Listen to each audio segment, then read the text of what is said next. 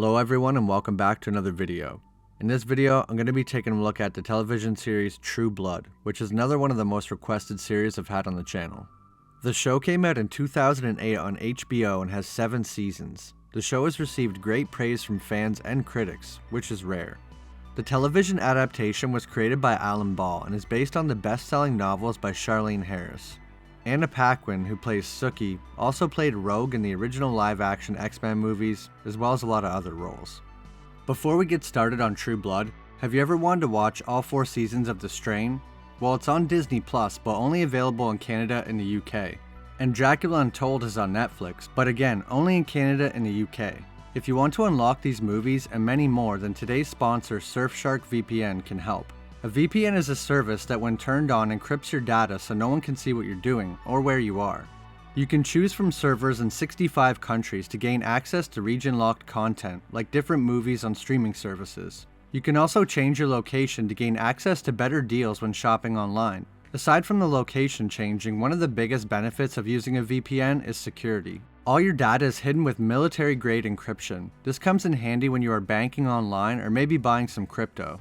It's especially helpful if you connect to a lot of public Wi-Fi because your data can be stolen very easy when connected to these. SurfShark is available on Mac and PC, iOS and Android, so no matter what device you're using, you can gain access to all these features. So go to surfshark.com and use my code KOGAN for 83% off and 3 extra months for free. That's less than $3 a month to gain access to a whole new library of movies and protect your data. Use the link in the description to let them know that I sent you. Thanks so much to SurfShark for being the first sponsor on the channel. Now we can get back to the video. The show follows Sookie Stackhouse, a girl with unique abilities. Most notably, she can read people's thoughts. She falls in love with a vampire and trouble ensues. I won't be going over the plot of the show. I'll be focusing on the origin of the vampires, their hierarchy, as well as abilities and weaknesses. I will also briefly explain some of the other supernatural races from the show. The other supernatural creatures in the show are fairies, shapeshifters, skinwalker, maenad, and werewolf. Fairy, spelled like this, are some of the most powerful supernatural creatures in the series. Sookie Stackhouse is a halfling, or a half-fairy, so she possesses lesser abilities than a full fairy, but is still quite strong. They once occupied the earth just like humans, but now they mostly exist on the dimensional plane of fairy.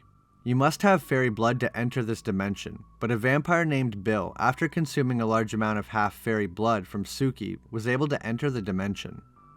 When Sookie travels to the fairy dimension, her grandfather is there, and while Sookie says he has been gone for 20 years, her grandfather says he's only been there for a few hours, so time in this dimension passes very differently.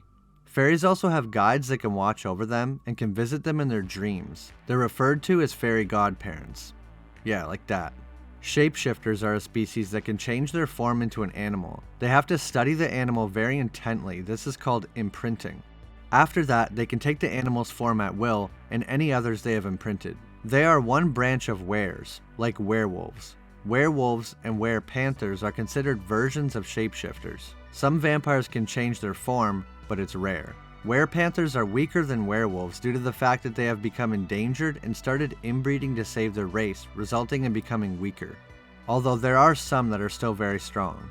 There is also skinwalkers. The difference between a shapeshifter and a skinwalker is that a shapeshifter can only take the form of animals, where a skinwalker can take the form of animals and humans. A shapeshifter must kill another shapeshifter from their own family in order to become a skinwalker. This can happen unintentionally, like when a girl's mother died while giving birth to her. A skinwalker can stay in animal form for as long as they want, but if they remain looking like another human for too long, they will have bad side effects like high fever, vomiting blood, and loss of consciousness. A skinwalker can die if they remain shifted as a human for too long. Werewolves are pretty self-explanatory, but like I said before, they are related to shapeshifters, but instead can only take 2 forms, human and wolf. They can change between the human and wolf form at will, however they will be forcibly turned during a full moon. Shapeshifters are also forcibly turned on a full moon. However, when a werewolf turns, they become uncontrollable. This is what causes shapeshifters to think of werewolves as inferior and less intelligent because they can't control their beastly nature. Werewolves are known to be stronger than shapeshifters and also smarter and stronger than were-panthers. Vampires are much stronger than werewolves. Bill, who is a pretty young vampire, was able to kill 3 and wound 2 werewolves with relative ease. However, Eric states that once a werewolf has drank some vampire blood, their strength can be a bit of a challenge. A vampire named Russell Edgington has secretly used werewolves for over 1,000 years to serve him and do his bidding, even feeding them his blood to make them stronger. But this is highly frowned upon, and if the vampires ever found out about this, he would be punished. If you would like a full video on the werewolves, werepanthers, and shapeshifters, please let me know in the comments, because there's definitely a lot more to be said. One last race before we get to the vampires are the Maenads.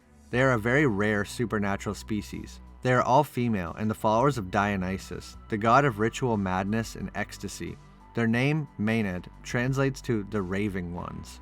They are immortal and have accelerated healing, increased strength and speed just like vampires. Their skin is so strong that one is seen deflecting a bullet with her bare hand. It is impossible for a vampire to drain them, as their blood is a black, corrosive, and poisonous liquid. In the books, Maenads also have a multitude of powerful mental abilities, and one of them is to infect a vampire with the madness infection. This makes vampires become insane and more beast-like. The condition is incurable and the vampire must be staked. They also possess the ability to make shapeshifters and werewolves forcibly change form. Maenads also have the ability to influence people's behavior. A Maenad was able to make everyone at Marlowe's bar act happy and euphoric, then later was able to make all the bar patrons become angry and start arguing.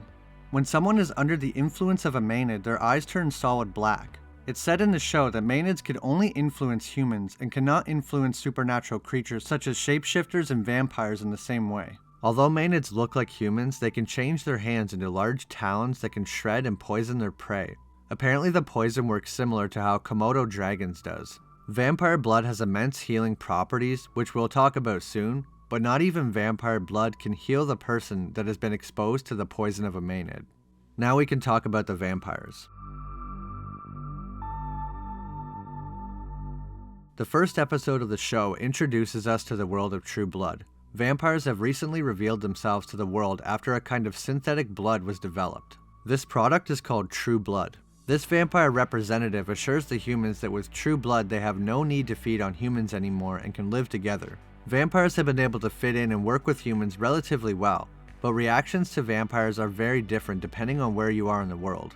Places like Latin America and Iran hunt down vampires relentlessly. This caused a lot of vampires to flee to more understanding and tolerant countries like the United States, where although they have limited rights, they are legal citizens. The vampire community and supporters fight for equal rights for vampires, but there are a lot of anti-vampire groups, some of them religious, believing that vampires are evil. It's important to note that although vampires have revealed themselves to the world, all other supernatural species remain hidden and are considered as myth or legend. Even some vampires say they preferred being in the shadows. True blood is what led the vampires to show themselves to humans. It is a synthetic bottled blood created by Japanese scientists. It was developed on the orders of the Vampire Authority, which is the government that controls the vampires, and it took the brightest vampire scientists decades to develop. True blood is meant to be consumed warm, like blood out of a warm body, but some vampires say true blood tastes awful compared to real human blood. The blood is offered in many different flavors, or blood types. The origin of vampires. No one knows exactly when vampires were created. According to the Vampire Bible, God created the first vampire named Lilith, and after created the first humans, Adam and Eve, to be food for her. But no one knows how true this statement is. Different human religious groups have many different theories on who was the first vampire, including Jesus or Lazarus, who both rose from the dead. But most religious people believe vampires to be creations of the devil and possess no soul. However, they do. Some of the oldest vampires in the show are Russell, who is around 2,850 years old, Macklin Warlow, who is 5,541 years old, and Lilith, the original vampire, who is over 8,000 years old. But the average age of most vampires is under 1,000. According to the vampire Bill Compton, vampires were the ones who created a lot of the myths to protect themselves, such as the myth that vampires can't be seen in mirrors. Then all a vampire had to do to prove he wasn't a vampire was to show his reflection in a mirror. Other myths created by vampires include holy water, holy grounds such as churches, and that they don't appear in photographs. Even after they revealed themselves to humankind, they try to keep their real weaknesses very secret, such as silver and Hep D, a mutation of hepatitis that is especially dangerous to vampires. They also keep other things secret, such as the fact that vampire blood can actually heal humans if it's ingested, but they probably fear that they'll be hunted down and harvested for their blood. How does someone become a vampire? These vampires cannot turn someone by biting them. To become a vampire, a human must be drained of all their blood by a vampire and have some of that vampire blood put back into their body. After that, the human and the vampire must sleep in the ground together for one night, and the next night the human will arise as a newborn. When the human and vampire sleep together in the ground, their essence is shared. It's a process that even vampires don't fully understand. A vampire that creates a new vampire is called a maker. The maker and the newborn will have a special connection. A maker can even feel the pain and duress that their progeny undergoes. This bond can be broken if the maker abandons or releases their creation. They can do this by saying, "As your maker, I release you." And after that, the vampire will no longer be able to be controlled by their maker. The maker has certain abilities that allow them to control their creation. By calling their name, a vampire will become aware their maker is calling them and can sometimes sense where they are. A maker can also force their progeny to do anything they want as long as they say, "As your maker, I command you." Most vampires take becoming a maker very seriously. Eric, who is a vampire of over 1,000 years old, has only created 2 vampires. And Bill, who is 175 years old, has only created 1, and that was against his will. There are a few outliers that turn people often, but they are rare. Vampires look almost identical to humans, aside from their very pale skin and fangs. Their fangs are retractable though, so it's fairly easy for them to be hidden. But a vampire will involuntarily show their fangs if they become stimulated by something like blood, or become excited or enraged. A vampire can remove their fangs, but they will grow back in a few months. Some select vampires have the ability to make their eyes turn blood red. Once turned, a vampire will remain in the state they were when they were turned forever. They will never age and cannot gain or lose weight, so if you're overweight and get turned, that's how you will look forever. Vampires do however grow hair, as one vampire is seen cutting his hair, and another states that he does indeed shave. Vampires are technically dead already, but when they sleep they are considered truly dead, at least for a while. And the vampire bar Fantasia has a sign up during the day when they are closed that reads, "Sorry, we're dead." Here are a couple differences between vampires and humans. Because vampires have no blood flow in their bodies, due to a lack of heartbeat, they do not have any bodily functions, aka they do not use the bathroom and cannot become pregnant or impregnate someone, human or supernatural. Along with no heartbeat, they also don't breathe. Most vampires still do it out of habit and to help them when speaking. They also need to breathe at least a bit to utilize their advanced sense of smell. Vampires are technically deceased, which means not only do they have no heartbeat or body heat, but they also have no brainwaves or electrical impulses. This is why Sookie cannot read the minds of vampires like she can other humans or supernatural creatures. One other thing is that vampires have different tear ducts than humans, and they cry blood instead of regular tears. A vampire's body cannot produce any other liquid than blood. Vampires must feed on blood to survive, or synthetic blood. They cannot consume regular food or liquid. They can also not consume supernatural blood for sustenance, with the exception of fairies. Their blood is highly sought after by vampires. It's said that fairy blood is like catnip to vampires. Synthetic blood will sustain the health of a vampire, but it does not get rid of their cravings for human blood for some reason. True blood comes in different flavors, as in blood types, and most vampires have a favorite blood type to consume, but any blood will do if they're hungry. If a vampire does not consume blood, they will experience something called the bleeds. The vampire will begin to bleed from their ears and nose. This can also happen if they don't sleep during the day like they're supposed to. Vampires become much weaker when they haven't fed and will eventually die from the bleeds.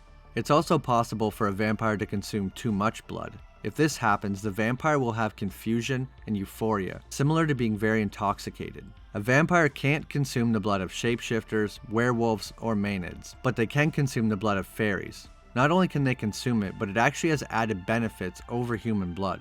When a vampire consumes fairy blood, they become more resistant to their weaknesses. It also matters if it's half fairy or full fairy or a fairy vampire hybrid. The blood of a half fairy only allowed a vampire to walk in the sun for a short time without being burned, but it did prevent them from completely burning up. When a vampire completely drained a full fairy, he was able to walk in the sun for at least an hour with no harm. Fairy blood was even able to temporarily keep a vampire alive after being staked. The blood of a fairy-vampire hybrid is even more potent, and after consuming it, a vampire will be able to walk in the sun forever, unless the fairy they drank from dies. Vampires consume human blood, but humans can also consume vampire blood, or V. Vampire blood is sold on the street like a drug, and is looked down upon by vampires. In the first episode of the show, some kids try to buy V from a guy pretending to be a vampire, but when a real vampire hears the kids are trying to buy V, he tells them that they better leave now, and then proceeds to tell the man behind the counter that was pretending to be a vampire if he impersonates a vampire ever again, he'll kill him.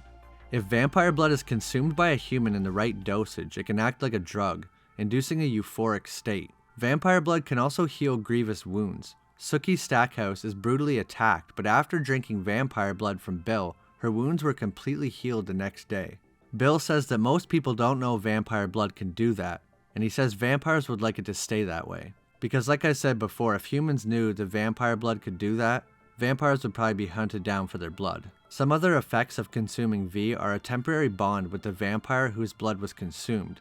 That vampire could even sense where the person was that consumed their blood. You can also experience increased strength, heightened senses, and also increased aggression and libido. V can also cause hallucinations, and if you stop taking it abruptly, it can cause withdrawal symptoms just like any other drug.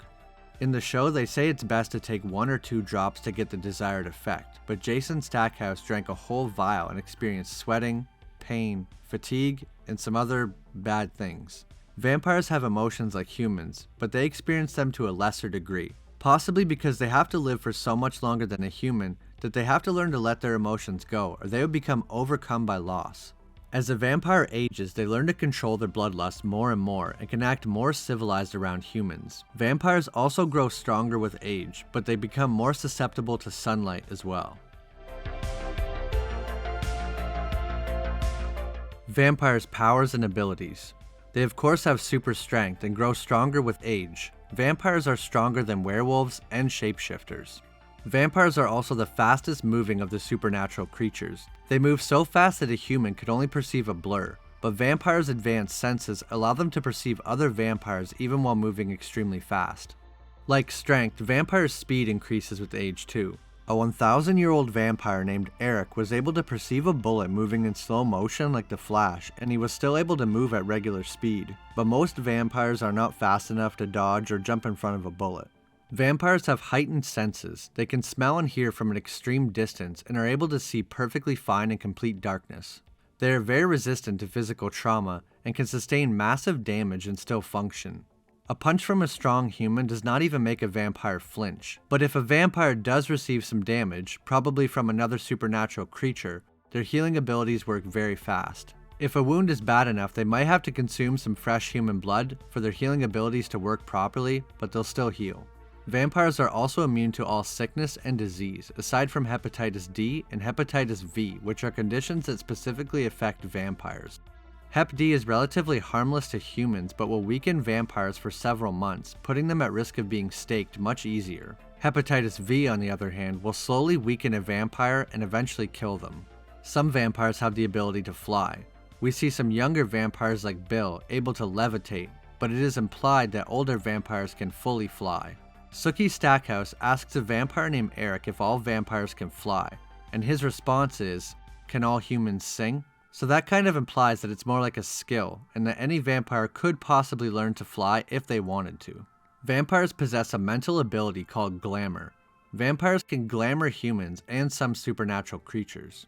It is a kind of hypnosis or compulsion that through eye contact a vampire can make people forget things, or do anything they say. But it should be done in moderation, because excessive glamoring on someone can cause adverse mental effects. Creatures that are immune to glamour are other vampires, ghosts, fairies, maenads, and powerful witches. Vampires also possess a perfect memory. They can remember everything and can never forget. Vampires sometimes refer to their memories as vaults. Certain vampires like Bill also have the ability to mimic other people's voices. This ability must be rare because only a few vampires are seen doing it. The first vampire, Lilith, and her sirens display some unique abilities compared to regular vampires. During the show, Bill consumed some of Lilith's blood, and he also gained some of these unique abilities temporarily. These abilities include much greater strength, speed, and their mental abilities such as glamour are enhanced. When a regular maker calls on their vampire, that vampire will know their vampire is seeking them and be compelled to go to them. However, when Lilith calls her progeny, it can cause them to have severe pains and vomit blood if the call is not answered. The first vampire can also astral project. She was able to manifest herself physically out of blood even after her true death. She can also project herself into the minds of those who have consumed her blood. Lilith and her sirens have also been shown teleporting on the astral plane, able to disappear and reappear in a cloud of blood. Lilith and her sirens also have longer fangs. She can tell what supernatural species someone is just by looking at them and doesn't have to use smell. Fairies are seen having light coming out of their mouths. The first vampire and her sirens also appear invisible to all other vampires, allowing only those that they choose to see them. After Bill drank Lilith's blood, he was able to perceive the future, similar to precognition like a Jedi. He became immune to fire and being staked. He was staked directly in the heart and it had no effect on him. He displayed having telekinesis as well, being able to lift objects with his mind. And lastly, he could enter a human's home without invitation. Bill gained these abilities after drinking Lilith's blood, so presumably she has all the same abilities.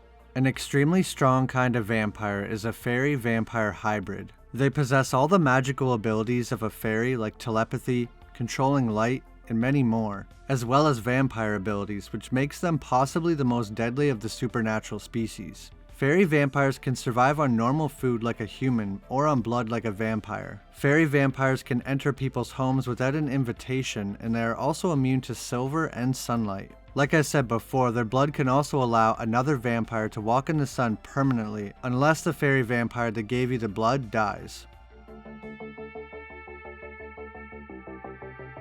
Vampire weaknesses. The vampires of True Blood have many of the traditional weaknesses that other vampires have, but there are some differences. They are weak to silver, and it will burn them if it comes in contact with their skin, and it drains their strength.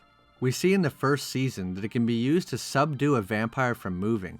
A long silver chain is placed over Bill, and even though he is extremely strong, he could not move while the chain was on him.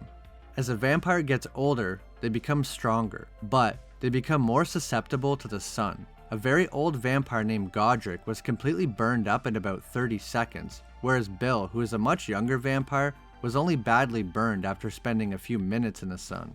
Burns sustained from sunlight do not heal as fast as other wounds or even burns from fire. Vampires can be killed with fire if they are considerably burned. And as I said before, vampires must sleep during the day. If they go too long without sleep, they experience the bleeds, causing their nose and ears to bleed and become severely weak and will eventually die. The same thing happens if they don't consume blood. The vampires of True Blood are not specifically weak to stakes, but any wooden object that pierces their heart. If a stake, wooden bullet, or anything else pierces their heart, they will explode into blood. Decapitation also kills vampires, and anything else. They must be invited into private homes. Once a vampire enters a home, the invitation can be taken back, which will cause the vampire to leave the house immediately. An easy way that vampires get around this is by just using their abilities to compel someone to invite them in. Garlic is not deadly, but irritating to vampires. This is likely due to the very pungent smell of garlic and their very acute senses. Vampires are especially susceptible to hepatitis D and V. Hepatitis D will cause a vampire to become weak for months, some say several months, but some say only a month. But Hep V will slowly weaken a vampire and eventually kill them. Vampires usually catch these afflictions by feeding on a human who has been infected, either by accident or sometimes on purpose. Vampires are not weak to regular magic. However, they are especially weak to a form of magic called necromancy. Because vampires are technically dead, necromancy can be used to kill and control them. This has caused vampires to hunt down witches that practice necromancy over the years and prosecute them. Lastly, I want to talk a bit about the government that rules over the vampires, known as the Authority. They oversee all vampires regardless of age and must be respected. The Magisters rule directly under the Authority and govern entire continents. Under the Magister is a vampire monarch, which consists of kings and queens that rule over their kingdoms. And beyond that, inside the kingdoms ruled by kings and queens are smaller areas that are controlled by sheriffs, such as Eric Northman, a considerably strong 1,000-year-old vampire. Eric's maker, Godric, who is a 2,000-year-old extremely powerful vampire, was also a sheriff. Sheriffs keep all the vampires in check and report back to higher authorities. And although vampires are trying to become part of human society and follow our laws, they still have their own laws. As a vampire, you are not allowed to do the following: murder another vampire, sell vampire blood, feed from another vampire's human, steal from other vampires. If you leave or enter an area, you must tell the sheriff, and all makers are responsible for the actions of the person they turn. We see a vampire being punished for something by getting his fangs removed. We learn in the show that they grow back after a few months, but it's probably embarrassing for a vampire to lose his fangs, as well as painful. When Bill killed another vampire, his original sentence was 5 years in a coffin encased with silver, but instead the Magister changes the punishment and forced Bill to become a maker to repay the vampire life that he took. So a Magister can change the laws and punishments when they see fit. Well, that's my video on the vampires and some of the other creatures from the show True Blood. The show started off a little slow for me, and there was a lot of lovemaking scenes, but the show really picks up fast. If you haven't seen True Blood and you like vampires, this show is definitely a must-watch. The lore and background of the different races of the supernatural creatures is really fun to dive into, so please let me know if you guys want a video on the shapeshifters and werewolves. Also, if you have any other TV shows or movies you think I should cover, please leave them in the comments below. The comments you guys leave is what led me to watching this show and the show that's going to be in my next video, which is the Reavers from the show Firefly. Thanks so much for watching.